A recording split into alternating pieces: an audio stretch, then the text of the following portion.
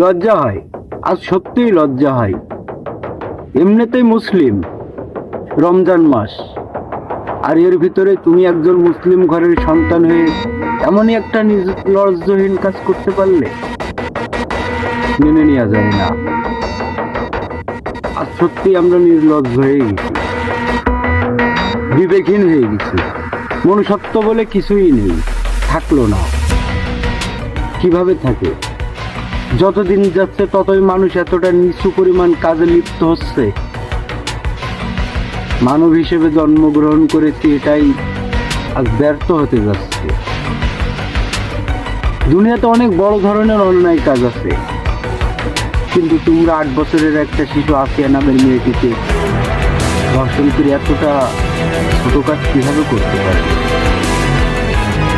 তুমি তো একজন মুসলিম ঘরের সন্তান, কিন্তু এটা পারলে? মেনে নিতে পারছি না, সত্যি মেনে নিতে পারছি না।